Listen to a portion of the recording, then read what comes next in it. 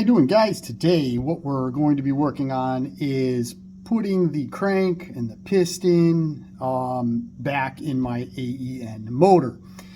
In the last video we put the valve train back into the engine block, but today we're going to hopefully get, like I said, the crank, the rotating assembly back in the motor.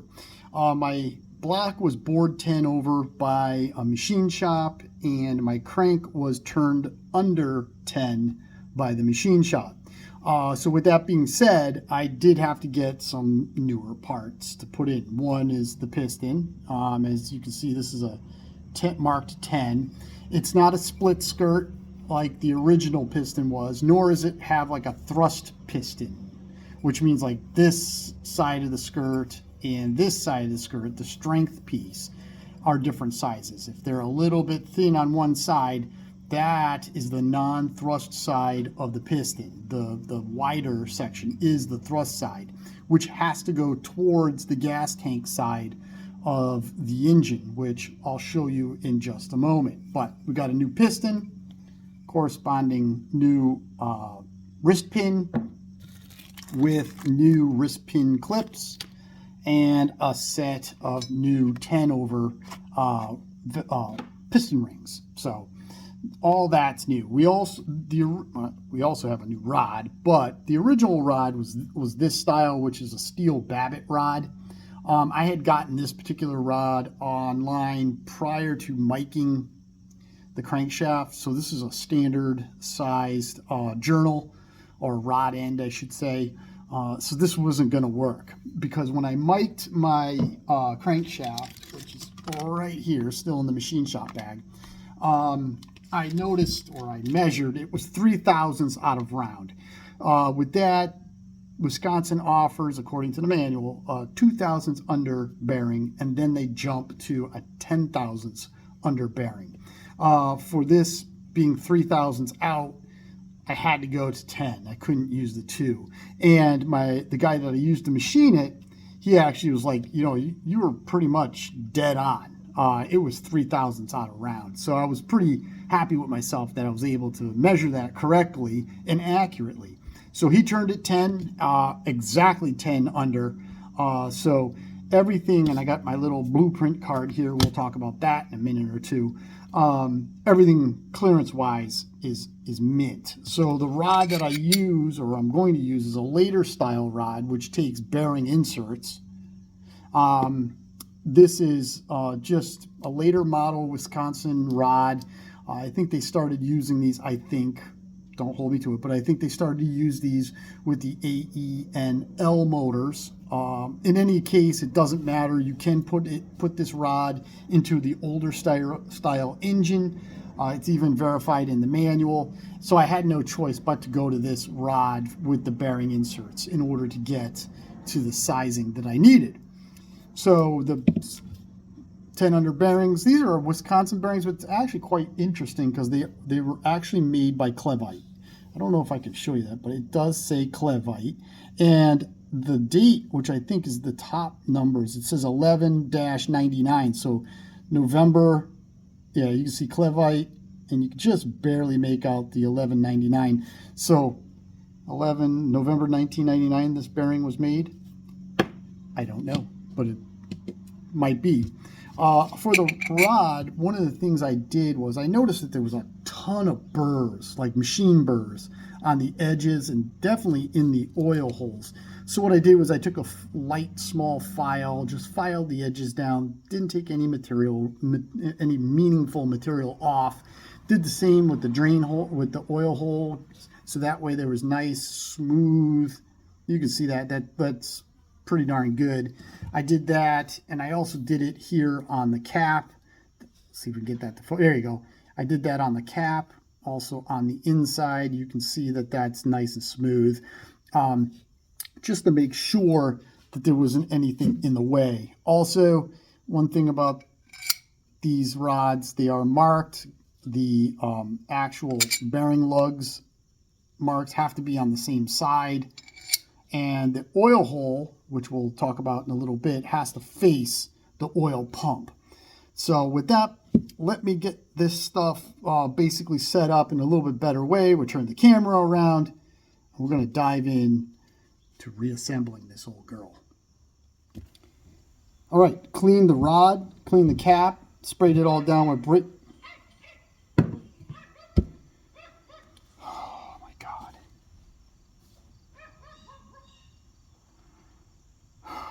For over 10 years, I've listened to that dog bark across the street. Non-stop.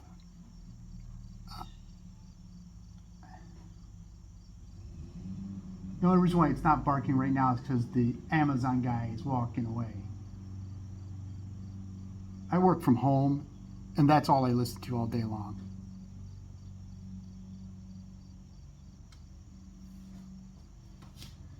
Back on task, sorry.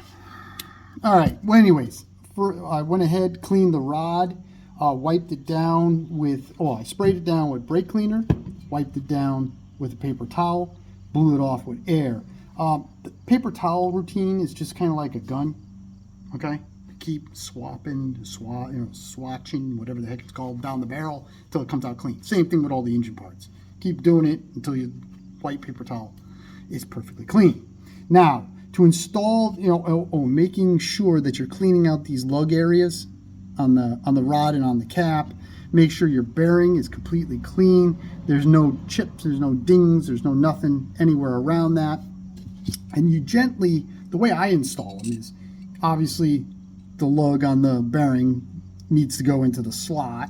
I'll just lightly line that up and then kind of center the bearing by eye, and then using your fingers, start pushing it in. Now, once you get it kind of in, you want it to go in evenly. So like that's fairly even. You can then go ahead and take your thumb and kind of push it in until it snaps in. Actually, I have it a little bit cockeyed, so I'm going to have to take this back out because the lug is hitting the edge. Hitting the edge of the groove. So I'll fix that in 1 second. But I did install it in the cap, and you can see that those are pretty even, and that's what you want. You don't want the bearing to be cupped or twisted. You want the lug to engage the slot perfectly. Obviously, it's not always going to line up with the oil hole, but you push it to that point, and then you give it a little push with your thumb. That's what locks it in place.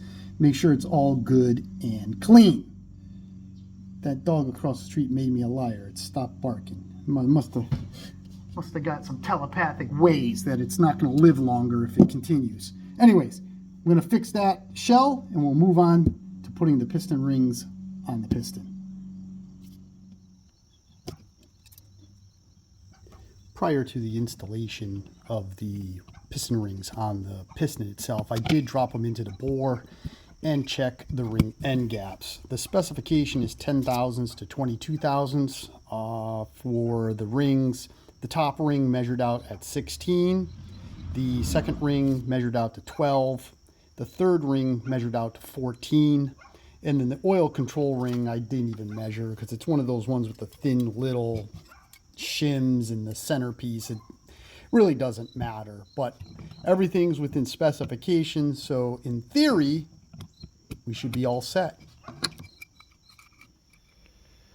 With the rings installed, I'm going to go ahead and install the rod on the piston, or the piston onto the rod. The pin is a tight slip fit, so I am going to have to use my press to kind of press it into place. I got it started, got a little bit of oil, everything's all lubed up. I'm going to lube up the pin real good. I'm going to lube up the opposing side of the piston, and then I'm going to put some assembly lube inside the bushing when I go ahead and drop the rod in. Now, one thing I don't have to be mindful, which is in the manuals, if you have a piston with a narrow thrust face and a wide thrust face, the wide thrust face has to go to the thrust side of the block, which happens to be the gas tank side. This particular piston has a wide face on both sides, so the physical orientation of the piston on the rod is not critical. It could be either way. It's just when we install it, we have to have the oil hole towards the oil pump. So what I'm going to do is go ahead, lube everything up, get everything all good and ready. And then I'm just going to use my press here to press it in nice and smooth and slow until it gets to the other, gets to the opposing side. And we don't go too far because we've got to keep the little groove open for the wrist pin clips. Now, luckily, when I push, when I have it in the press like this, my rings are all below the lands, or they're even with the lands. So there's going to be no pressure on the rings when I do that. So let me get that all lined up and let's get her done.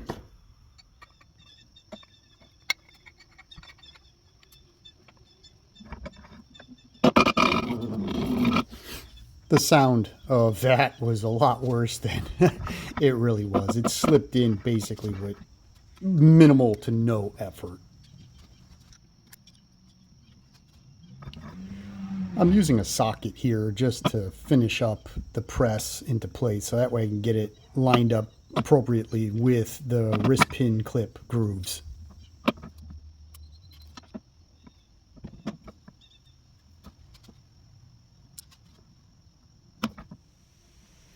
That went really well. I mean, it came out mint. You can see the groove is just inside.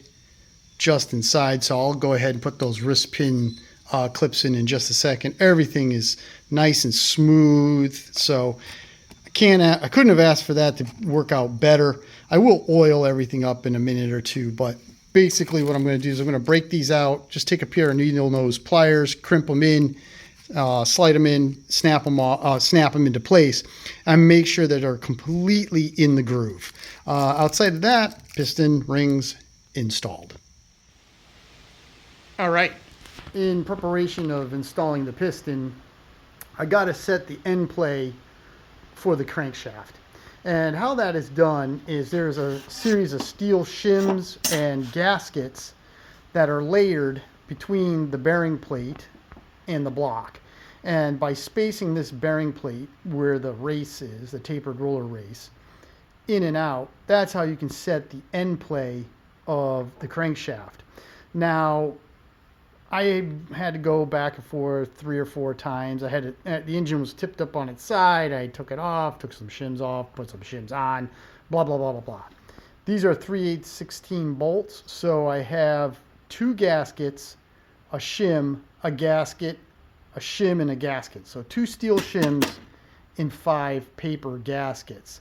Took the bolts, torqued these bolts to 20 foot-pounds. So they're putting load or crush on these gaskets, and you can't hear it,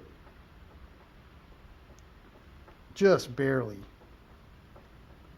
But anyways, I measured pushed the crank all the way in, took a measurement from the end of the crank to the face of the bearing plate, pulled on the crankshaft, putting pressure this direction to push the crankshaft off, took the measurement. So pressure this direction, measure, pressure pulling this direction, measure. And I did it 2 times, and it worked out to be 2 thousandths the first time.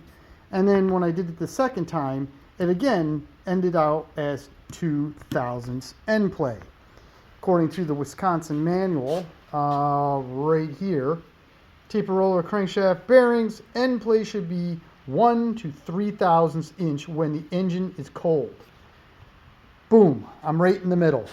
So with that, the crankshaft, I know how much shimmage I need to make the crankshaft end play correct. All right, next up, take all this apart, clean everything, and get ready to install the piston and the rod. With the crankshaft end play basically set, next up is the governor arm, or the governor shaft, I should call it, needs to be installed. It actually sits in the motor like this. If you remember in the prior video, there was a set of weights and a slide.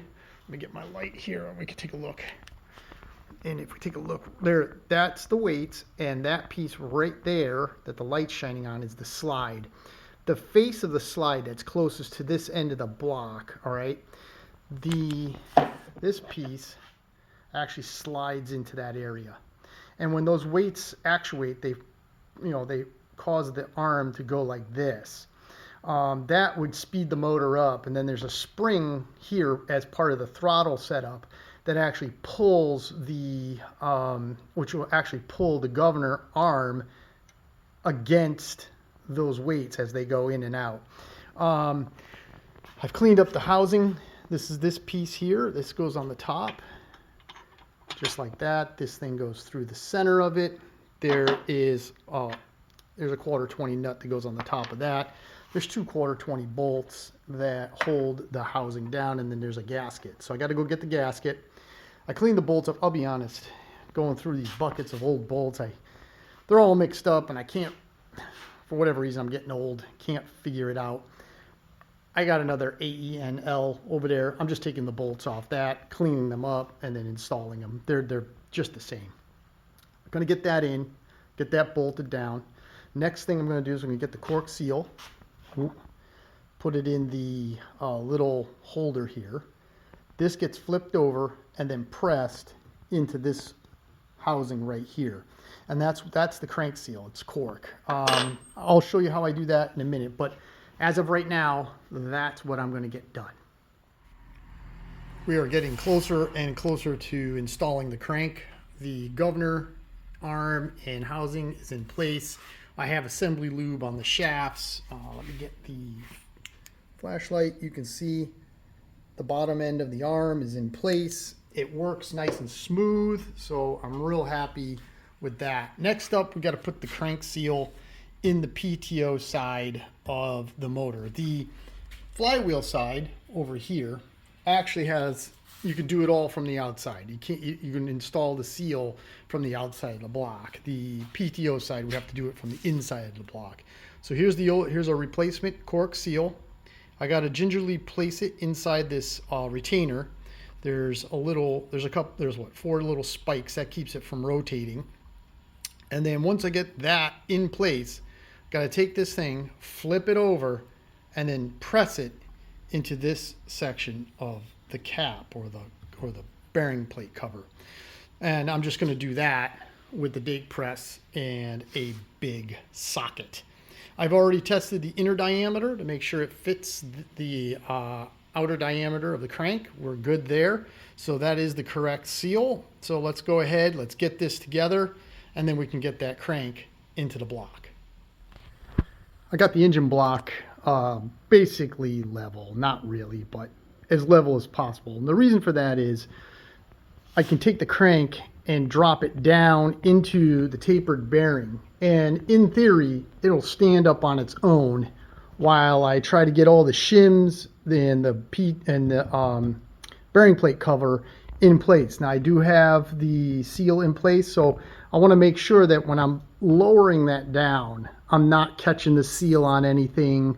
I will have oil on the journal here, so that way that seal will hopefully just slide nice and smooth right onto the crankshaft. And I have like all these shims and gaskets to line up, as well as the bolts. The bolts are all set. I only had stainless steel 3/8 lock washers in stock, so that's what we're going to use. I am going to put a little bit of Durco sealer on the threads, just a hair, just to seal them up, because the one thing I don't like about a Wisconsin engine is all of the threaded bolts that go into the block are not blind. They go all the way through. I mean, even these right here, which are for the gas tank, they go through the block. This is for the bell housing, through the block. The bearing plate, through the block. I mean, everything goes right through the block. So I am going to put a little bit of sealer on those bolts and then torque them into 20 foot-pounds like I did. I do have lock washers on it right now, so the 20 pounds is going to click off quicker with the lock washers in place. So I'll remeasure my end play, and if I have to give them a little torque tightening down to get it back to 2000s like we had it, that's perfectly acceptable. All right, let me go ahead and get this thing situated and put back together. As I'm dropping the crankshaft into the block, I am being cognizant of the timing marks on the camshaft and the crank. because without those being aligned, we're dead in the water.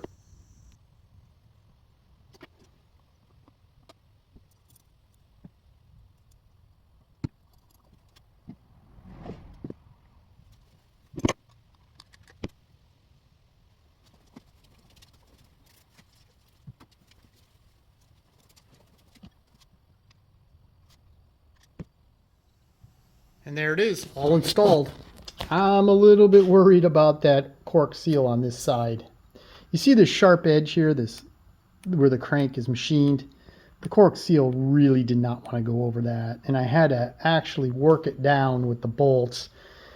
And it did ding up the cork somewhere because there was a little ring of cork right here on the edge. So we'll see what happens. At the end of the day, I'm going to start this engine up without it in the tractor first. I'm going to start it up and break it in, probably just sitting on the tractor frame. So if this thing starts to squirt oil out the side, or if it starts to really leak or something like that, I can always pop this thing off, I guess carefully. I don't know exactly, but we can get this thing off and do a seal change if I need to. But hopefully it'll all work out and there won't be any issues with it. Next up, or lastly in this video, because this video is actually a lot longer than I anticipated, because there's just a lot of things to talk about when you put these engines together. I'm going to go downstairs, get the gasket, get the other cork seal, which is in there, put it together just like I did the other side, slide it on, although this time there's no sharp edge. This should just slide on real nice, and then torque these 5/16 bolts down. All right, let me get that done, and let's take a look and see what we got at the end. And there it is. Everything is in place. Everything looks nice and clean. We got the crank, we got the governor. What else did we do here? Oh, we put the piston together, but we'll do that in the next video because this particular video I think is getting a little too long. Ultimately, I really wanted to show everything that goes into putting one of these engines together. So I hope you enjoyed the videos. Please like, share, and subscribe. Come back, if you would, please, and check out this motor. We will get this thing started up very shortly and having it run. Yeah, I'm real happy with how this is coming out. I'm not too happy about those cork seals, though. Those cork seals they're probably going to leak, which is going to be bad. But we're going to think positively. They're going to be fine, because that's the way they were originally. These engines were tough engines. There's no question about that.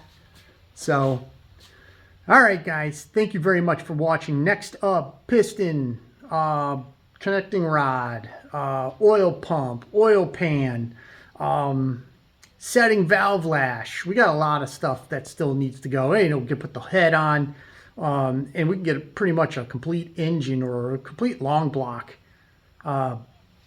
up and done in the next video. All right, thank you very much for watching. Thank you for all the people that have subscribed lately. I really do appreciate that. It helps me out a lot. So until the next video or the next project, you guys have a great day.